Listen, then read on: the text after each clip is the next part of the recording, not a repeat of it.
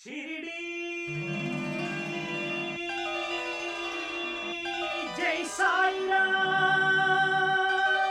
फकीर अंदर चलिए। चलिए।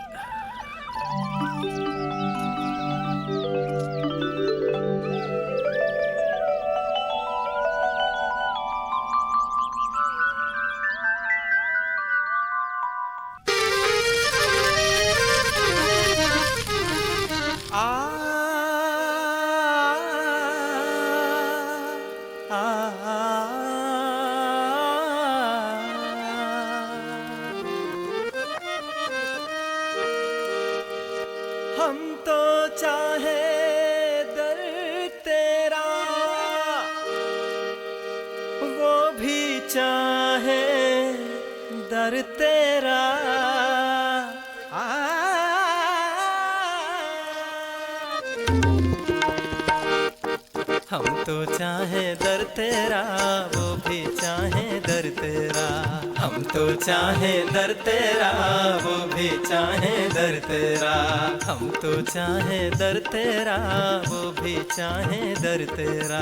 हम तो चाहे दर तेरा, वो भी चाहे दर तेरा। हमको शरण दो अपना जान के सबसे प्यारा दर तेरा। हमको शरण दो अपना जान के सबसे प्यारा दर तेरा। हम तो चाहे दर तेरा, वो भी चाहे दर तेरा। हम तो चाहे दर तेरा, वो भी चाहे दर तेरा। तेरी दया को क्या मैं कहूँ, जो भी मांगूं पा जाऊं। क्या माया है साईं की, सबको ये कैसे कहूँ।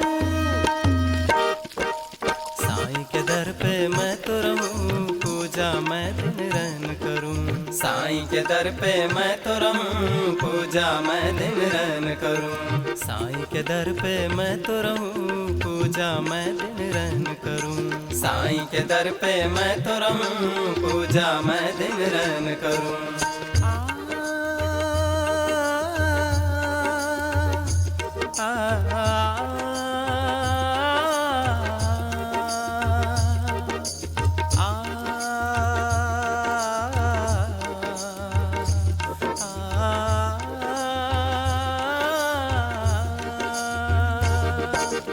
अपने मन को कर खाली, आत्मयोगी बन जा भाई।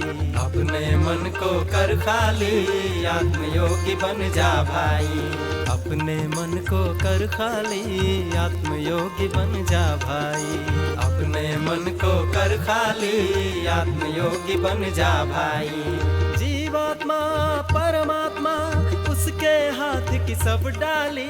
जीवात्मा परमात्मा उसके हाथ की सब डाली। अपने मन को कर खाली, आत्मयोगी बन जा भाई। अपने मन को कर खाली, आत्मयोगी बन जा भाई।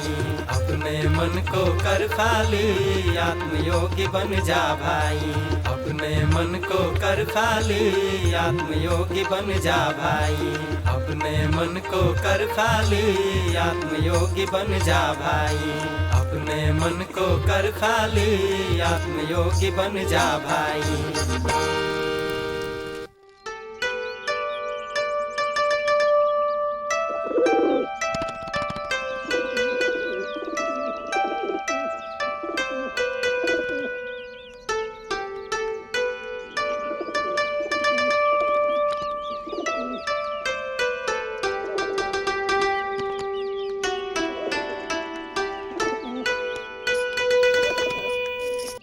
जी हाँ दूध पी लीजिए जी। बेगम, हाँ, अपने घर में जो फकीर है उन्हें देख के तुम्हें क्या लगता उनको है? देखने से तो लगता है जैसे दिव्य आत्मा को देख रहे हैं, और बात करके लगता है जैसे कोई माँ अपने बेटे से बात कर रही हो। तुम सच कह रही हो बेगम। उनकी जबान से निकले हर शब्द अपने आप में ही दिव्य होते हैं। ऐसा लगता है जैसे जन्मों से उनसे परिचय हो। अच्छा, क्या वो नींद से जाग गए हैं? वो तो सबके जागने से पहले ही कहीं क्या? चले गए। चले गए इतनी जल्दी?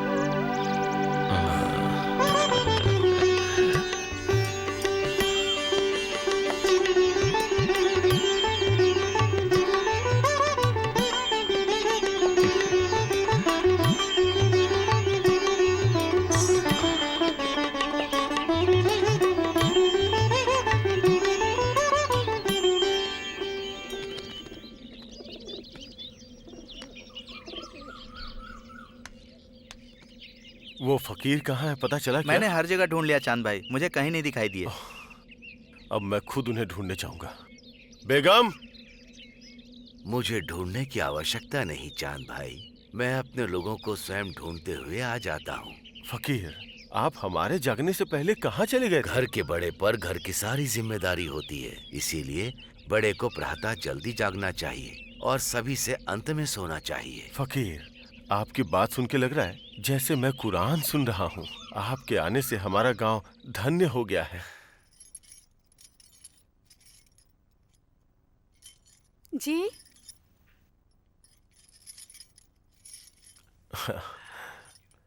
फकीर, ये मेरे चाचा के बेटे हैं। सलाम वालेकुम। अल्लाह अच्छा सलाम। करेगा। इनके बेटे का निकाह तय हुआ है।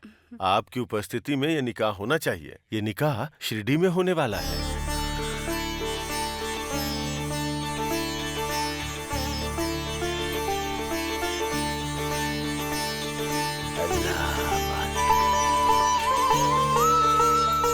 आप भी हमारे साथ चलकर उन्हें आशीर्वाद दीजिए। चांद भाई, एक मनुष्य दूसरे मनुष्य के नजदीक आ रहा, इसका अर्थ है कि ये अभी का संबंध नहीं है, उसके पीछे बहुत बड़ा अर्थ छिपा होता है। कोई किसी से अपने आप नहीं मिलता, बिना किसी कारण के अल्लाह किसी को किसी से नहीं मिलाता। मैं जरूर आऊंगा।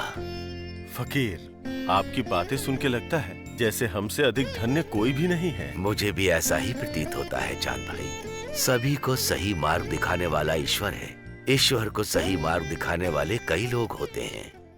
ये खुशनसीब कौन है फकीर? खुश नसीब हो तुम ही कह रहे हो। वो खुश नसीब कौन है वो इस ईश्वर को ही पता है। अल्लाह मालिक।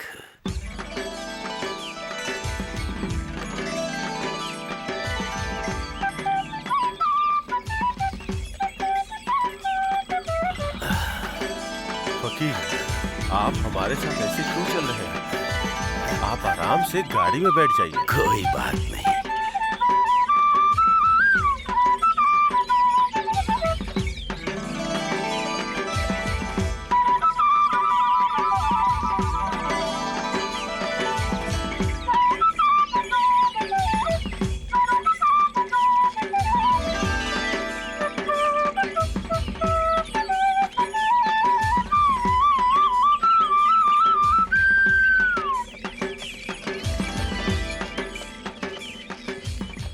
फकीर, आप हमारी बात न सुन के कितनी दूर से हमारे साथ पैदल चल के आ रहे हैं। चांद भाई, हमारे मन में जो अच्छे विचार होते हैं वही हमारे मन के व्यायाम की तरह काम करते हैं। उसी तरह पैदल चलना शरीर के लिए व्यायाम है। हम जो चाहते हैं उसको हासिल करने के लिए शरीर अहम चीज है। शरीरम माध्यम खलु धर्म साधनम, ऐसा शास्त्रों में लिखा है। फकीर, हमें अपने शरीर के प्रति मोह नहीं होना चाहिए, ऐसा कहते हैं ना? शरीर के प्रति मोह नहीं होना चाहिए, लेकिन कर्तव्य होना चाहिए। जब हम पौधा लगाते हैं तब हम उसका कितना ख्याल रखते हैं पता है? उसी तरह से ये शरीर ईश्वर का लगाया हुआ पौधा है। इस शरीर नामक पौधे को जब तक उन्हें वापस नहीं लौटा देते, श्रद्धा पूर्वक इसकी देखभाल करते रहना है। इस शरीर के माध्यम से ही हमें अच्छे कार्य करने चाहिए, जिससे इस शरीर की मृत्यु के पश्चात अच्छे कार्य जिंदा रहें। संकल्प लेने के बाद दोबारा ये शरीर हम प्राप्त ना करें, इसके लिए हमारे बुजुर्ग कहते हैं कि अपना शरीर ही मंदिर है।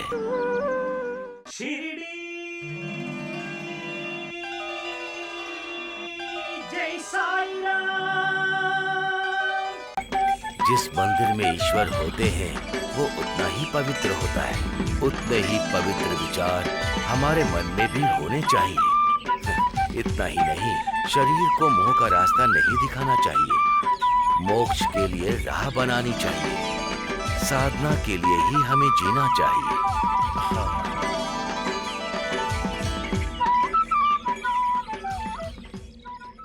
तुम्हारे बेटे ने मुझसे ही कर्ज लेकर यह घर बनाया है। अब तक ना तो मोल दिया है और ना ही ब्याज दिया है। अब मैं एक दिन भी नहीं रुकूंगा। इज्जत से मेरे सारे पैसे जल्दी से लौटा दो।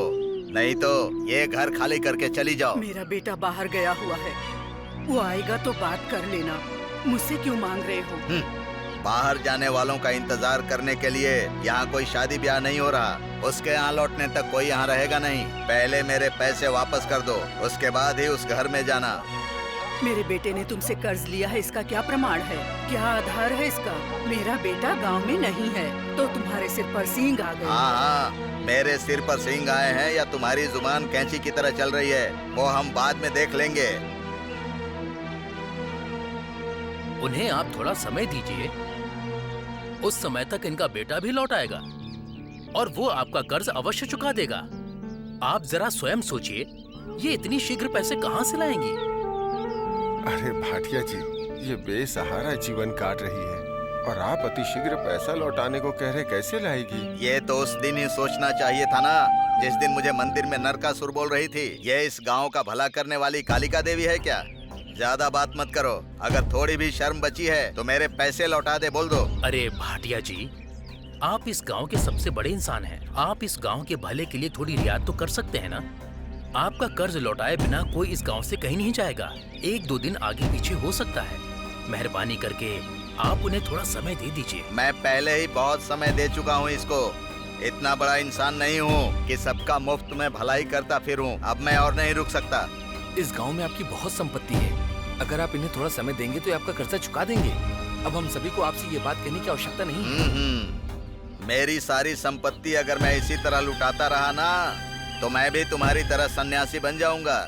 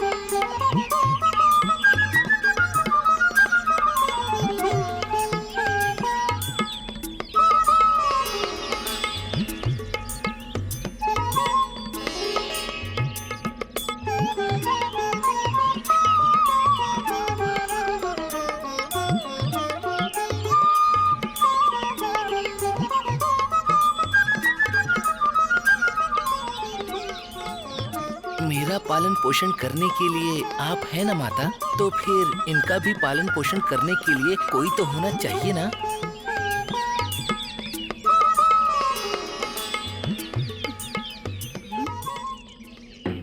आप कौन हो? मैं हूँ खंडोबा। खंडोबा? स्वामी, स्वामी, अभी जो बालक यहाँ से गया वो कौन है? वो बालक एक दिव्य बालक है और उस बालक ने वर्षों तक तपस्या की है। ये नीम का वृक्ष ही उसका गुरु स्थान है।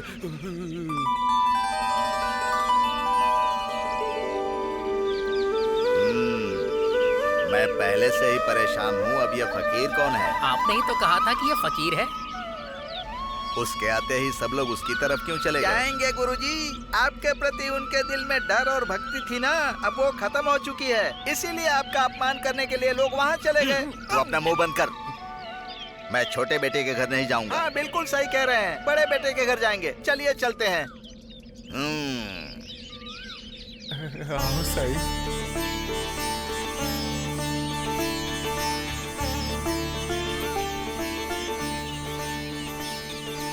आइए।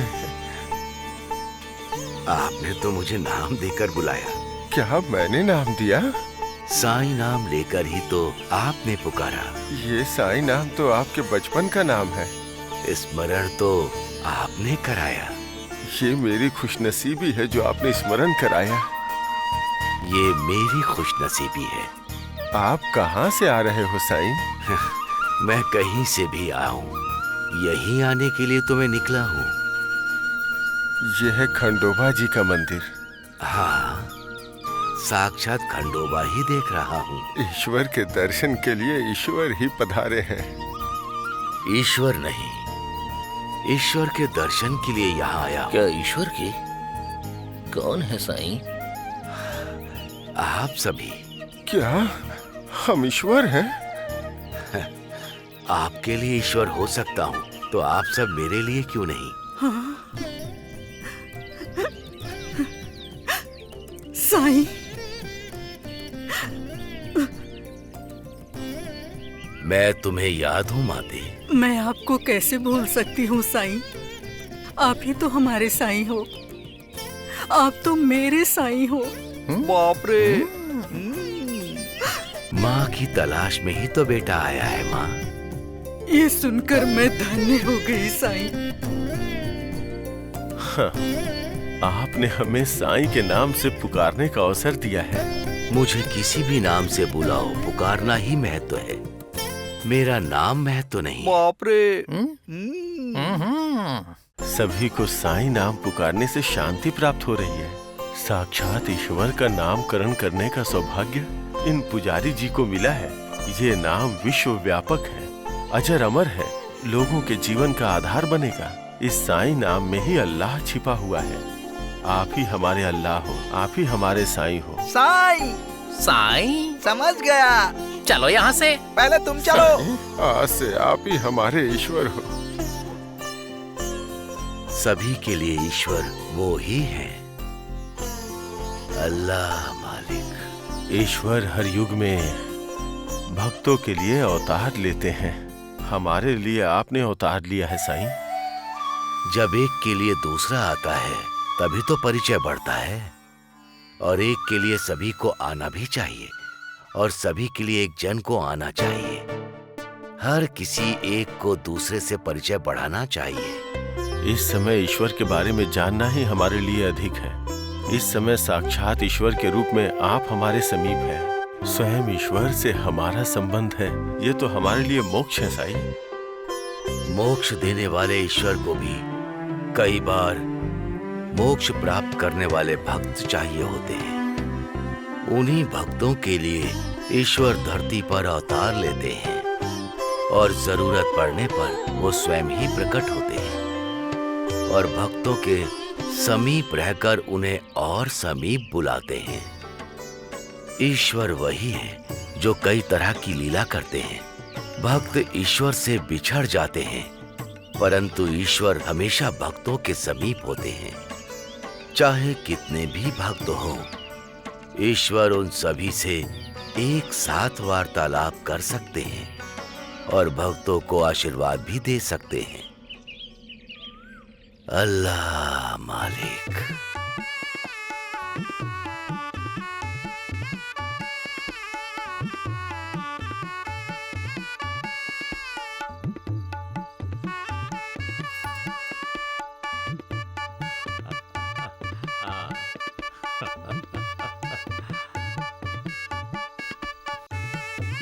सलाम वालेकुम चांद भाई। बैठिए बैठिए।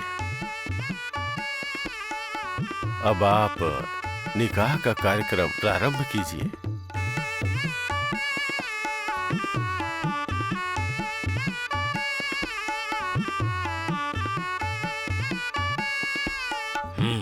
ठीक है, चलिए।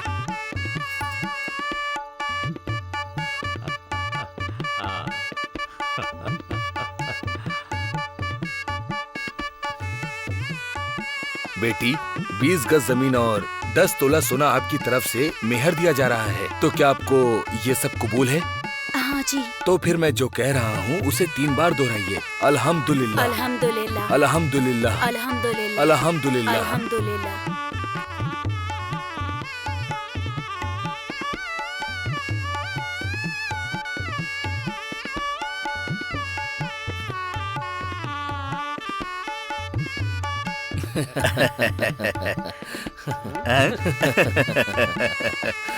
अंदर का सारा काम खत्म हो चुका है, तो अब बाहर का कार्यक्रम शुरू करिए। देखो नौशाद, 3 बार अल्हम्दुलिल्लाह बोलना। बोलो अल्हम्दुलिल्लाह, अल्हम्दुलिल्लाह, अल्हम्दुलिल्लाह, अल्हम्दुलिल्लाह, अल्हम्दुलिल्लाह। अल्हम्दुलिल्लाह।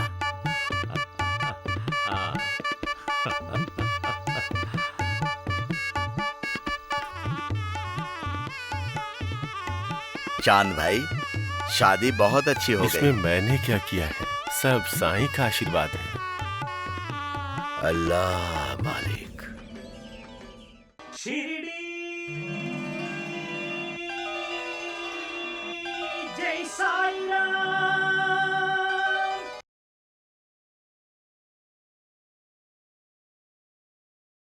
सलाम अलैकुम। हाँ, वालेकुम सलाम। हाँ,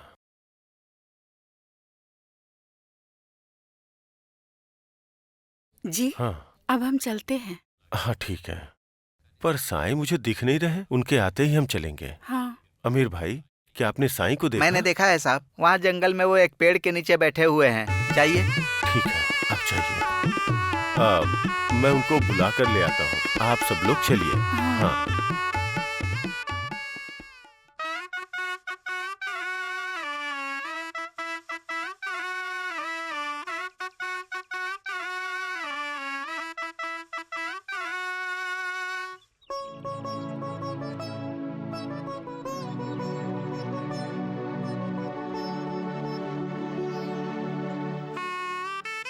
साईं,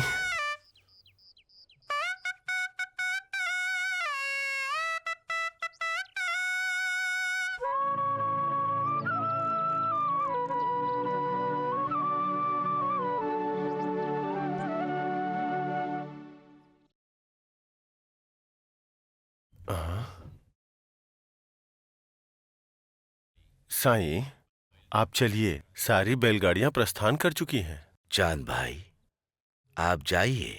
साईं, आपके बिना? मैं हमेशा आपके साथ रहूंगा, परंतु मेरा और इस जगह का बहुत ही गहरा संबंध है। मैं अपने गुरु की सेवा के लिए यहीं ही रहूंगा। आप ही सदगुरु हो, क्या आपके भी गुरु हैं? श्री कृष्ण जगत गुरु हैं, परंतु वो भी किसी गुरु के शिष्य हैं ना। मैं भी एक शिष्य हूँ और तुम सभी भी एक शिष्य हो। लेकिन साईं, मेरी बात का विश्वास करो चांद भाई। आप नहीं चलेंगे तो हमारा मार्गदर्शन कौन करेगा? चांद भाई, आज ही नहीं, आप जब सोचेंगे कि मैं वहां उपस्थित नहीं हूँ, लेकिन मैं वहां पर ही रहूंगा। मेरे जाने के बाद भी मैं हर जगह रहूंगा। मैं जो दिख रहा हूँ इस संसार में व्याप्त हूँ। तुम अभी जाओ चांद भाई, मुझे जहाँ पहुँचना था वहाँ तुमने मुझे पहुँचा दिया। आपका उद्देश्य? यही, मुझे जहाँ पहुँचना था मैं वहाँ पहुँच गया। मुझे समझ में नहीं आया साईं। इसमें समझने की क्या बात है? विधि का विधान है कि मैं इस समय यहीं रुकूं और सबकी सेवा करूं। तुम अभी जाओ चांद भाई, तुम जब मुझे पुकारोगे मैं आ जाऊंगा। ये शब्द मेरे लिए काफी है साईं। अल्लाह मालिक।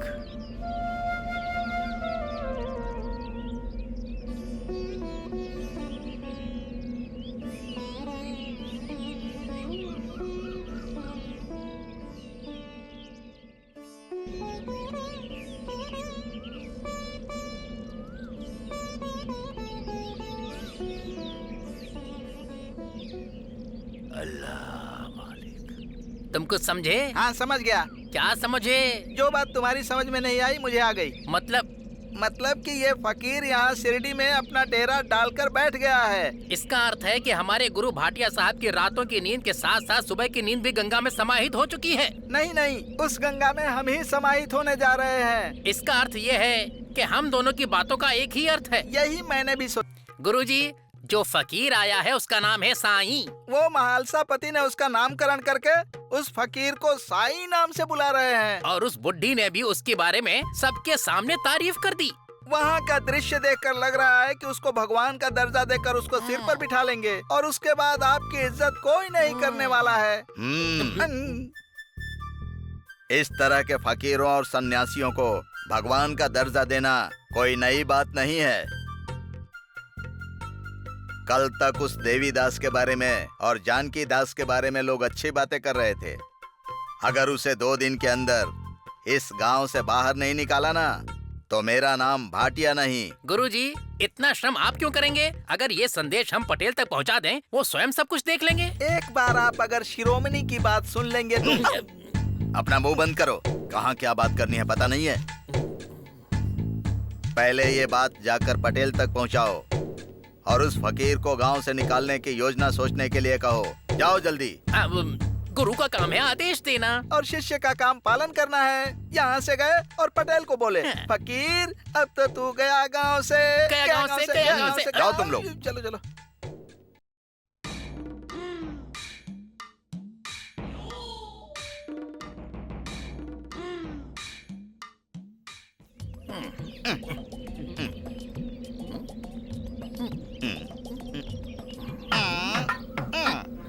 ये भाटिया तो कभी उस पटेल से मिलेगा ही नहीं। और वो पटेल कभी इस भाटिया को आंख उठाकर भी नहीं देखेगा। ये फकीर इस गांव में आया है, इस बारे में तो भाटिया जी को पता है और पटेल को भी इस बारे में पता है, परंतु एक दूसरे को पता नहीं है कि दोनों इस बात को जानते हैं। एक कहता है कि जाकर दूसरे को बताओ। भाटिया को तो हमने अपनी बात बता दी, अब बाकी बचा है पटेल। भाटिया का ये संदेश हम पटेल तक पहुँचाए या नहीं, लेकिन उस फकीर की वजह से दोनों मुसीबत में पड़ेंगे। इसीलिए पटेल को ये बात जरूर बतानी चाहिए। ये क्या कर रहा है हमें पता है, लेकिन वहाँ पटेल क्या कर रहा है चलकर देखते हैं। चलो देखें। क्या किस्मत है हमारी, इस गांव में कोई फकीर आए या कोई सन्यासी आए, इनको वो फूटी आंख सुहाता ही नहीं है। खैर जाने दो, उसकी आज्ञा मानना हमारा काम है। चलो।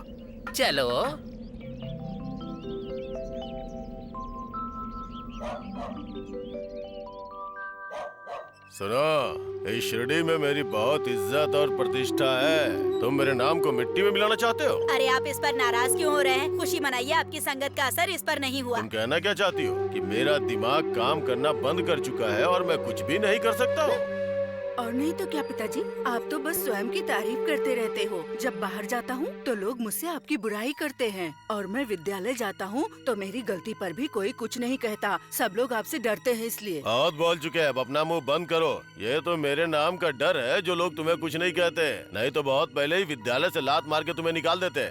इसलिए मैं कल से विद्यालय ही नहीं जाऊँगा, आपके पीछे पीछे चलूंगा।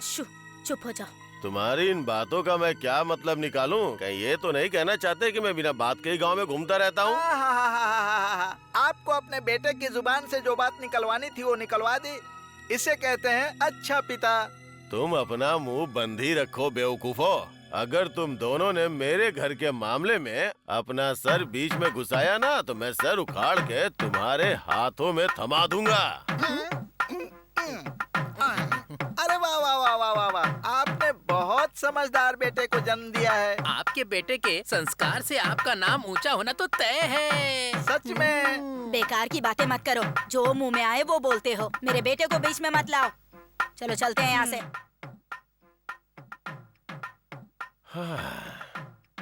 अरे ओ बेवकूफो, मैंने तुमसे क्या कहा था और तुमने क्या कर दिया? साहब, हम दोनों तो आपके शिष्य हैं। बेकार के काम करने में हम आपसे भी बड़े बेकार हैं। क्या? मेरा मतलब है कि हम दोनों आपके प्रिय शिष्य हैं। अब असल मुद्दे पर आते हैं। हमारे गांव में एक फकीर आया हुआ है और यहीं पर वो डेरा डाल के बैठ गया है। उसने नीम के वृक्ष के नीचे अपना स्थान बना लिया है। एक तरफ से वो महालसा पति और दूसरी तरफ से वो बुढ़िया निरंतर दिन पर दिन उसकी सेवा कर रहे हैं और वो फकीर शास्त्र का ज्ञान सुनाता रहता है। वो वहीं पर डेरा डालकर बैठ गया है। कैसे बैठेगा वो यहाँ और क्यों बैठेगा? वो पेड़ क्या उसके परदादा ने लगाया है या उसकी दादी की अमानत है वो? अगर उसे गांव से नहीं निकाला तो आगे चल के वो मेरे लिए ही परेशानी बढ़ाएगा और मुझे ही चुभेगा। चुभने की बात नहीं है गुरुजी। अगर वो फकीर यहीं पर बैठ गया और डेरा डाल लिया तो पूरे गांव के लोग उसकी तरफ जाएंगे। उसके बाद जो गांव वासी आपको पैसे देते हैं वो बंद हो जाना तय है। और उसके बाद आपको जो भी कर मिलता है, आपका जो डर है वो सब खत्म होना तय है। आपको सोने के लिए अच्छे बिस्तर नहीं मिलेंगे और ये शुद्ध पानी भी पीने के लिए नहीं मिलेगा और मेहनत मजदूरी करने के लिए मजबूर होना पड़ेगा और घर में ही बैठना पड़ जाएगा। अरे मुंह बंद करो मेरे बेवकूफ शिष्यों। अगर इस पटेल ने ठान लिया तो कोई इस ब्रह्मांड में नहीं है जो सुई में धागा भी पिरो सकता है। फिर वो भिखारी फकीर की क्या औकात। ए फकीर, मैं क्या हूँ और क्या कर सकता हूँ तुझे जल्दी ही बताता हूँ मैं।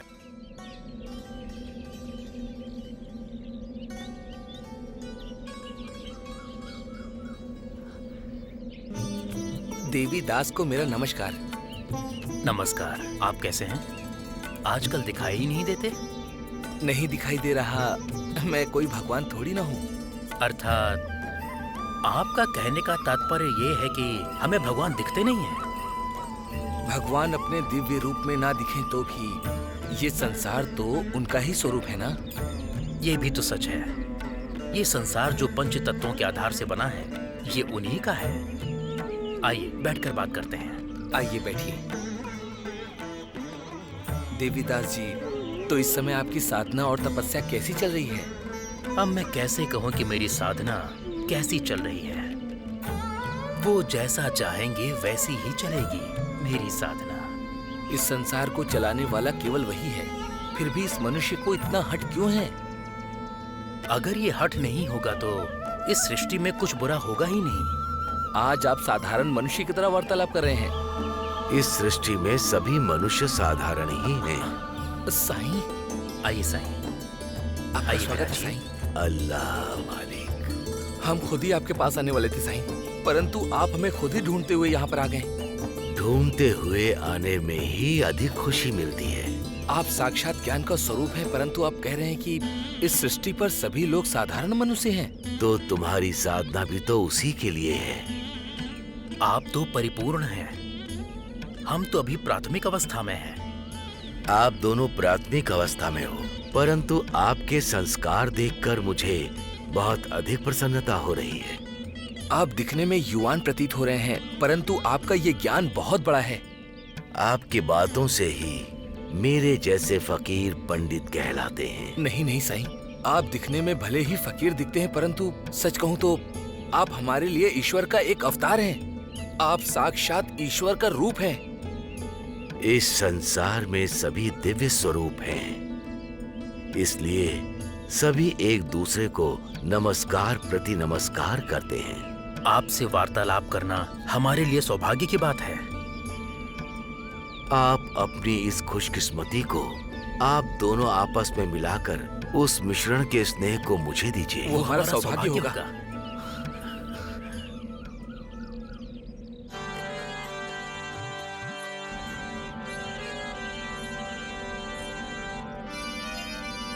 स्वामी जी को मेरा प्रणाम।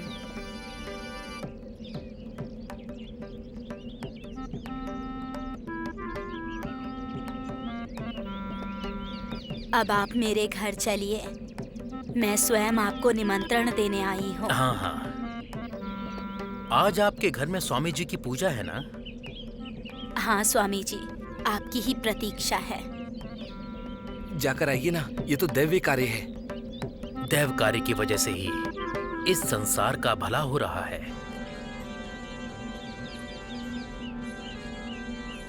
चलिए।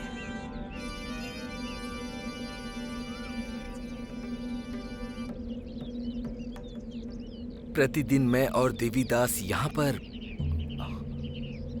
ये अंजनी स्वामी जी का मंदिर आपके योग और ध्यान के लिए सही जगह है। सत ब्रह्मचर्य का पालन करते हुए उन्होंने बाल अवस्था में अपनी भक्ति से ही श्री राम के दर्शन किए थे। त्रेता युग में विजय प्राप्त की थी, नाम मारुति। यहाँ हर एक साधना का फल प्राप्त होता है जानकी दास। साधुओं को ध्यान योग के साथ निष्ठा और एकाग्रता भी आवश्यक है, मारुति की तरह। हाँ साईं। ध्यान योग के साथ निष्ठा जब प्राप्त होती है तब आपको फल शीघ्र मिलता है। साधुओं को, योगियों को स्त्रियों से दूर ही रहना चाहिए।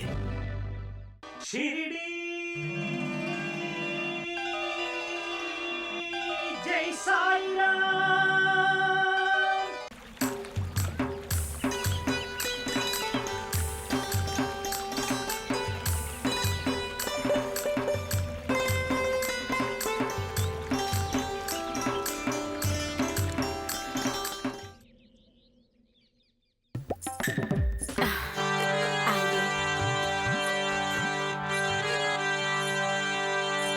अंदर आइए देवदास जी। आपने कहा था पूजन है, कहाँ है? यहीं पर। यहाँ? हाँ, वो मुझे दिखाई भी दे रहे हैं। वो आपको दिखाई दे रहे हैं? आप सौभाग्यशाली हैं। जी हाँ, जिनको स्वामी जी के दर्शन होते हैं वो सौभाग्यशाली हैं। इतनी छोटी सी आयु में आपको भगवान ने स्वयं साक्षात दर्शन दिए हैं। ये आपकी भक्ति और तपस्या का फल है। इस जन्म में ही आपको मोक्ष प्राप्त हो गया है। इसीलिए मैं अपना ये जन्म अपने स्वामी जी को अर्पण करूंगी। ऐसा निर्णय लिया है मैंने। आपके इस निर्णय को आपके स्वामी अवश्य अपनाएंगे। सच्चे भक्तों को भगवान कभी नकारते नहीं हैं। इसी भय के कारण ही तो अपने स्वामी को मैंने घर में ही निमंत्रित किया है। केवल आपको दिखाई देने वाले आपके वो भगवान मुझे अपने दर्शन कब कराएंगे? मुझे स्वामी जी के दर्शन हुए हैं तो आपको देवी दर्शन जरूर होंगे। देवी दर्शन? हाँ, आपकी देवी के दर्शन। आप देवी के भक्त हैं ना? और आपका नाम भी देवी दास है। सब आपको इसी नाम से जानते हैं। वो भगवान मुझे किसी भी वेश में दर्शन देंगे तो मेरा जन्म धन्य हो जाएगा। तो आप ऐसा सोच लीजिए कि ये देवी मेरा अर्थ है कि आपकी देवी आपकी आंखों के सामने है। ये बताइए पूजा का स्थान कहाँ है? यहीं पर है। आइए आइए।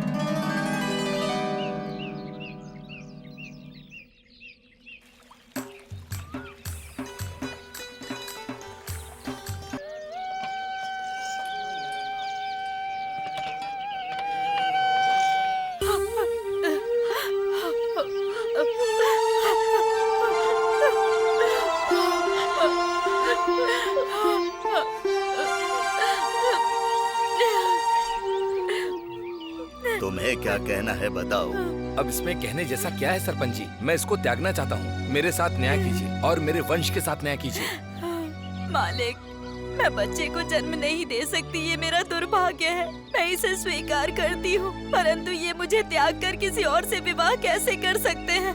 तो अब हमें क्या करना चाहिए? तुम्हें बच्चा नहीं होगा और इसको बच्चा चाहिए, पर तुम्हारे भाग्य में नहीं है, इसीलिए इसकी दूसरी शादी होगी और तुम्हें ये त्याग देगा। पंचायत की बात तो माननी ही पड़ेगी। न्याय और धर्म से जुड़े रहना चाहिए, लेकिन किसी समाधान के साथ नहीं। तुम कौन होते हो हमें न्याय धर्म सिखाने वाले? मैं यहाँ का सरपंच हूँ और मैं ही न्याय करता हूँ। मेरी बात के खिलाफ कोई नहीं जाता। न्याय और धर्म इस संसार में किसी भी रूप में हो, परंतु इस पंचायत में नहीं है। तो फिर वो कहाँ है? आप ही बता दीजिए। तुम अपनी पत्नी को इसलिए त्याग रहे हो कि वो मां नहीं बन सकती। वो किसी दूसरी महिला से विवाह करोगे और अगर वो भी मां नहीं बन सकी तो क्या तुम उसको भी त्याग दोगे?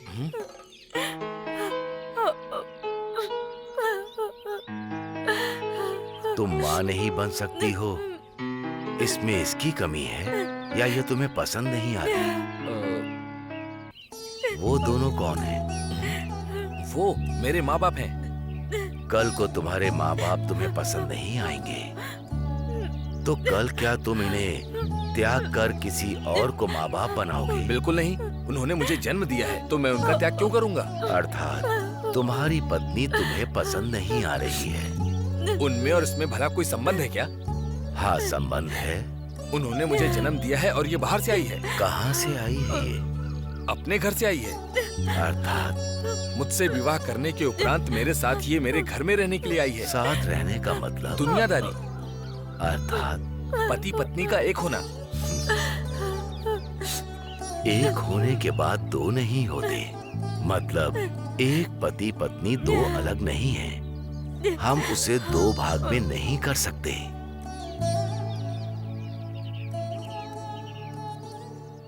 तो तुमने कैसे सोच लिया कि तुम इसे छोड़कर चले जाओगे? किसी पत्नी को देखो तो तुम्हें अपनी पत्नी याद आनी चाहिए, किसी पति को देखो तो अपने पति की याद आनी चाहिए। इसे ही दाम्पत्य जीवन कहते हैं। पसंद ना आने पर माता पिता को, बुजुर्गों को, अपने बच्चों को क्या कोई त्यागता है? उसी तरह पति पत्नी का रिश्ता एक बार कायम हो जाए तो वो कभी भी जीवन में अलग नहीं होता और ना ही उसे अलग किया जा सकता है। पत्नी का अर्थ है पति का आधा हिस्सा, वो तुम्हारी छाया है। तुमने ऐसी पत्नी को त्याग करने के बारे में सोचा है, ये पूरी तरह से गलत है। ये करना भी गलत है और करवाना भी गलत है।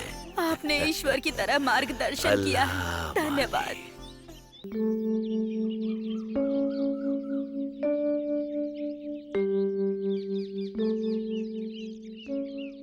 भक्ति भाव से अभिभूत छाया देवी के घर में जब पूजन कर रहा था तो मुझे अत्यंत सुख मिला। पूजा अच्छी तरह से संपन्न हो गई ना स्वामी? भगवान की कृपा से सब कुछ अच्छा ही हुआ। जैसा कि मैंने तुमसे बताया, छाया देवी ने स्वामी जी की पूजा की है। हमारे इस संसार में भक्ति और श्रद्धा से पूजा करने वाली कई स्त्री हैं जो सदैव भगवान की पूजा में व्यस्त रहती हैं। हाँ, पुरुषों से अधिक स्त्री किसी भी चीज की भक्ति सबसे ज्यादा कर सकती है।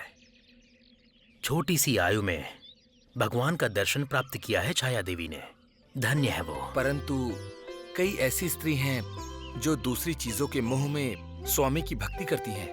हाँ, इस प्रकार की भी स्त्रियां होती हैं, लेकिन छाया देवी की भक्ति को देखकर लगता है भगवान के प्रति उनके मन में अथाह भक्ति है। साधुओं की तपस्या भंग करने का एकमात्र कारण स्त्री है, पुराणों में यही लिखा है। अपनी साधना में निष्ठा हो और तपस्या में सच्ची भक्ति हो तो वो तपस्या सदैव फल प्राप्त करती है।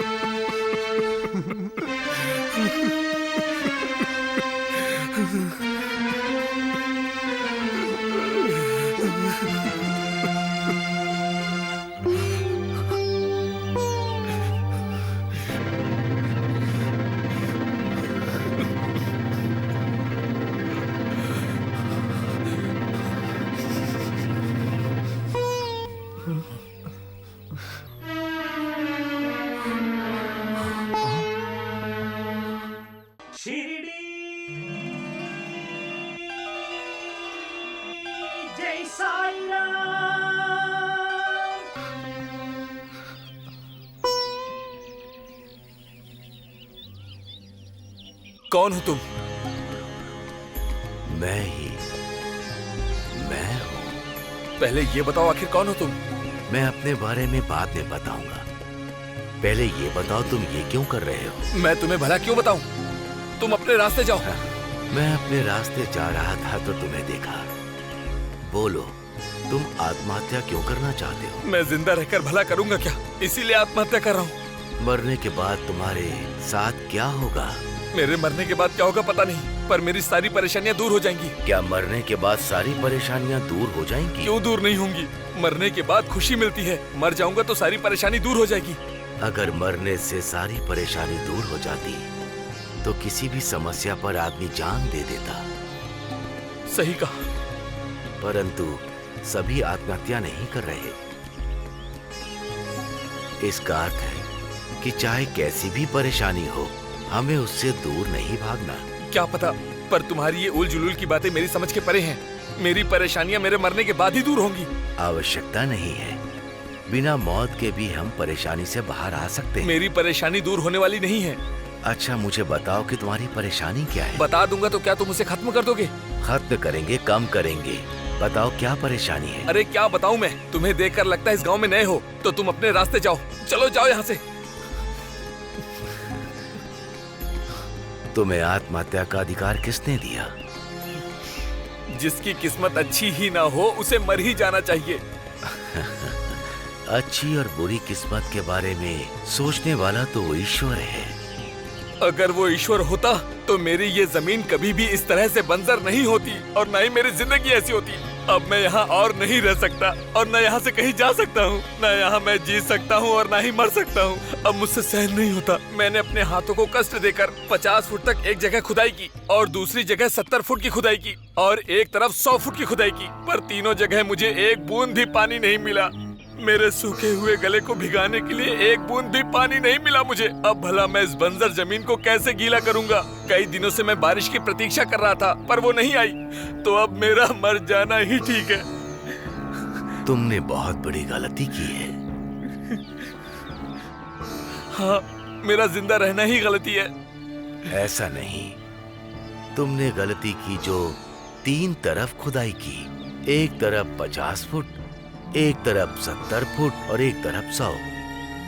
हाँ, मेरी किस्मत ही बुरी है, तो मैं क्या कर सकता हूँ? तुम्हारी किस्मत अच्छी है, लेकिन तुमने अपना दिमाग नहीं लगाया।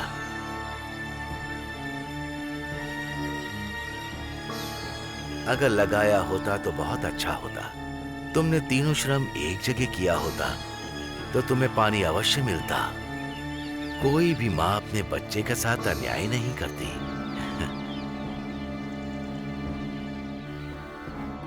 ये धरती माता भी उसी तरह है। अगर तुम अपने श्रम को एक जगह लगाते तो फल अवश्य प्राप्त होता। तुम स्वयं विचार करो।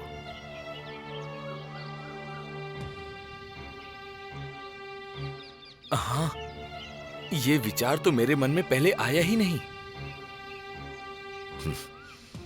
तुमने स्वयं देखा, अगर तुम मेरी बात ना मानकर आत्महत्या कर लेते तो फिर क्या होता? वो क्या है कि मैं अपनी जिंदगी से परेशान होकर मरना चाहता था। आत्महत्या करने का अधिकार हमें नहीं। आज नहीं तो कल मृत्यु अपने निश्चित समय पर जरूर आ जाएगी और मृत्यु तय है। आत्महत्या करना अपने लगाए वृक्ष को काटने जैसा है। आत्महत्या करने से पहले एक बार सोचना चाहिए, तो हमें भविष्य के बारे में समझ में आएगा। बिना सोचे समझे हम कोई कार्य करते हैं तो हमारी आलोचना होती है, तब हमारा भविष्य शून्य हो जाता है। हमें हमारा जीवन जीने का हक है, पर हमें आत्महत्या करने का हक नहीं है। ये सोच समझकर हमें जीना सीखना चाहिए। जीवन जीते जीते अपने विचारों को भी हमें समझना चाहिए।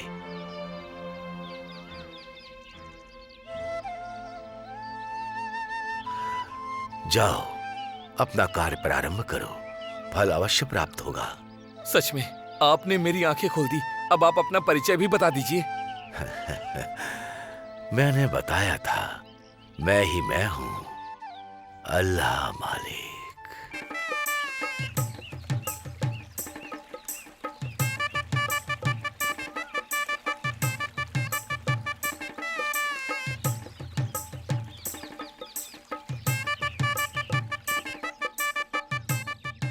साईं, आपको इतनी शीघ्रता क्यों है? ये देखो महानसा, शीघ्र चलो, शाम ढलने से पहले हमें गांव वापस लौटना है। क्या आप समझ गए? साईं, मैंने भक्तों को भगवान को ढूंढते हुए देखा है, परंतु भगवान को भक्तों की तरफ भागते हुए पहली बार देख रहा हूँ। ये बहुत आश्चर्यजनक है। इसमें आश्चर्य की क्या बात है महानसा? ये सब अच्छा ही हो रहा है। जहाँ सच्चे भक्त होते हैं वहीं ईश्वर उनको ढूंढने जाते हैं और इससे ही ईश्वर को आनंद प्राप्त होता है। साईं, भगवान को याद करने वाले ही भक्त होते हैं और आप सच्चे भक्त और भक्ति की बात कर रहे हैं। भक्त और सच्चे भक्त में बहुत अंतर होता है। साधारण भक्त ईश्वर को ना होने के विश्वास से ही याद करते हैं, उन्हें भरोसा नहीं होता ना। लेकिन सच्चे भक्त अपने ईश्वर को देखते हैं अपने अनुभव से। अपने अनुभव से देखना कैसे संभव है साईं? संभव है। पंचभूत से बना ये जगत ही ईश्वर का रूप है। यहाँ रहने वाले सभी भक्त संपूर्ण जीव जंतु और इस प्रकृति को ईश्वर का स्वरूप मानकर उसकी आराधना करते हैं। इसका अर्थ है कि सच्चे भक्त हमेशा भक्ति में ही लीन रहते हैं। ये संसार ईश्वर का रूप है, तो यहाँ जो भक्त हैं वो सभी के सभी ईश्वर के अंश हैं। उसे ही कहते हैं सच्चे भक्त। हाँ, लेकिन वो सच्चे भक्त कैसे अनुभव कर सकते हैं साईं? इसे अभिव्यक्त नहीं कर सकते, इसीलिए अपने शब्दों में नारद मुनि ने कहा था निस्वार्थ भक्ति। अर्थ है कि जब किसी गूंगे के समक्ष अच्छे व्यंजन रख दिए जाएं, वो उस व्यंजन को खाने के बाद भी अपनी खुशी नहीं बता सकता है, और जो बताता है उसे ही भक्ति कहते हैं। ईश्वर भक्त की भक्ति को बता नहीं सकता। बिल्कुल वैसे ही भक्तों में प्रहलाद सर्वश्रेष्ठ भक्त हैं। वार्तालाप के चक्कर में धीमी गति हो गई, जल्दी चलो।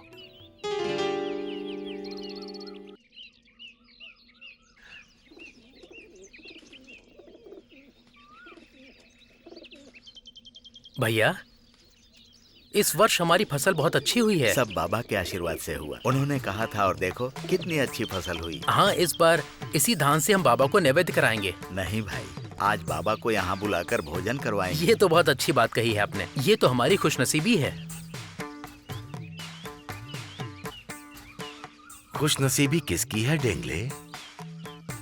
बाबा, आइए आइए बाबा। प्रणाम बाबा। अल्लाह अच्छा करेगा। नमस्ते बाबा। नमस्ते बाबा। सुखी रहो, सुखी रहो। आज क्या बात है, दोनों भाई घर पर ही मौजूद हैं? धान की कटाई कर रहे हैं बाबा। हाँ, क्या मैं भी जाकर करूं? अरे नहीं बाबा, आप श्रम क्यों करेंगे? बैठिए। इसमें शर्म की क्या बात है? जब सभी लोग मेहनत करते हैं तभी तो फल प्राप्त होता है। ये फसल आपके कारण हुई है। अगर आपकी दया नहीं होती तो इतनी अच्छी फसल नहीं हुई होती। हाँ, ये सब तो तुम्हारी गृह लक्ष्मी की वजह से है। क्या बात है डेंगले, तुम्हारी दोनों पत्नियां दिखाई नहीं दे रही? वो देखिए बाबा, आ रही हैं वो। बाबा,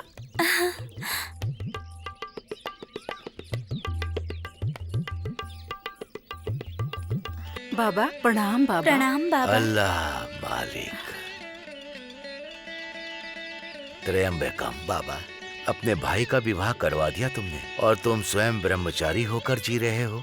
क्या तुम्हें संसार से डर लगता है? इस संसार का मार्गदर्शन करने वाले आप हमारे साथ हैं तो डर किस बात? बाबा, आज आपको हमारे यहाँ भोजन करना है। तुम तो हर रोज मुझे भोग लगाती हो। हम आपको रोज भोग लगाते हैं। हाँ, परसों पोंगल लगाया है। पोंगल?